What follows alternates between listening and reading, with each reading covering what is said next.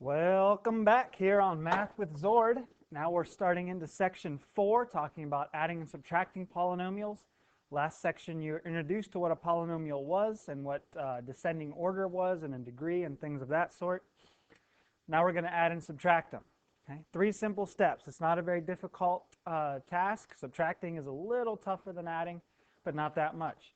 The first thing we're going to do is group all like terms together. Okay? The second step is we're going to add the coefficients. And the third step is to rewrite in descending order. That's why we practiced that in section 3, so we knew what descending order was and how to write the final answer for this. Okay? And it appears that whoops, I forgot the E there. It appears that the Smartboard is working again. Good. That's what I like to see. All right. Now it can save stuff. Lucky us. So, first example here.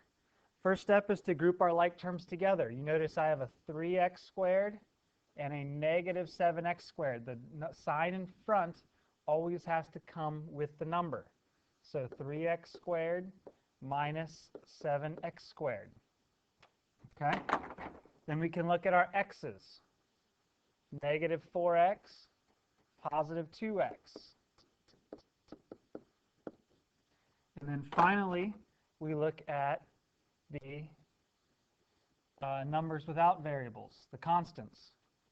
So I have a plus 8 and a minus 5.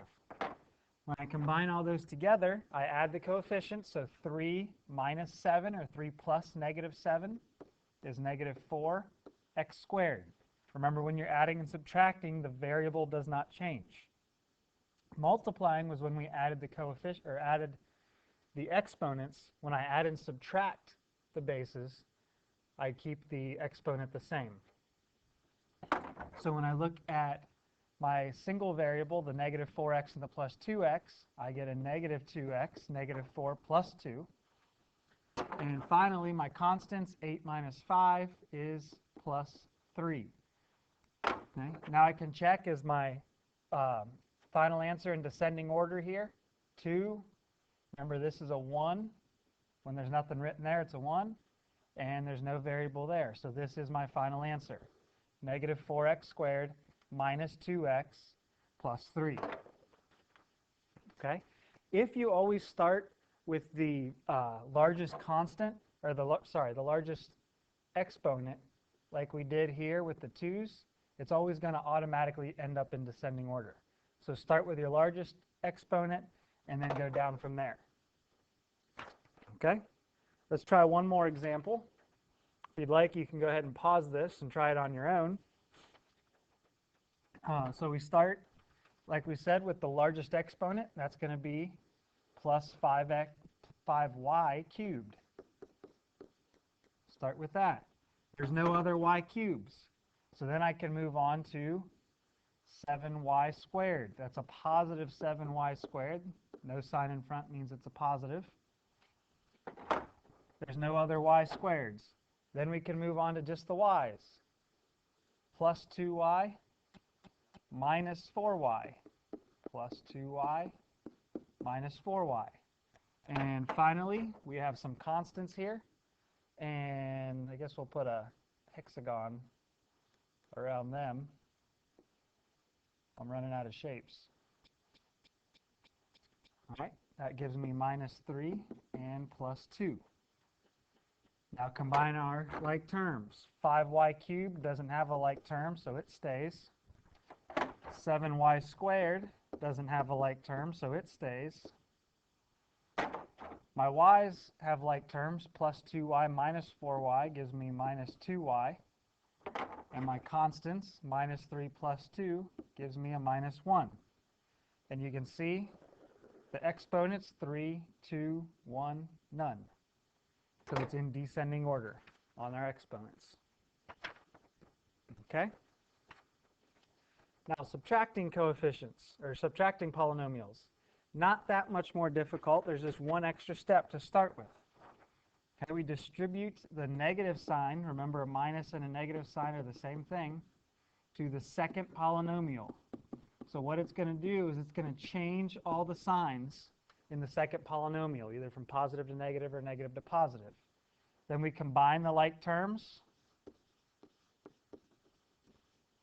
Okay, rewrite in descending order.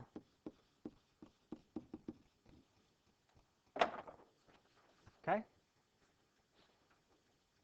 So let's try some. Flip it over, and I'll scroll down, and I'll meet you at example number 3. First step, distribute the negative sign. So it's going to go to both of those terms, and if I rewrite this, I have 3x squared plus 13x cubed plus 5x. Now I get a minus 7x and a minus 4x cubed. Okay, that's why it's important. It changes the signs of both of those numbers. Okay, so now I'm going to pull out my like terms. I have x cubed, 13x cubed, minus 4x cubed. And some of you I know are going to be able to skip this step of rewriting their like terms together and just go ahead and combine them. That's absolutely fine. Okay, but I think it'll be beneficial if you start by rewriting it by its like term, so that way you don't lose anything.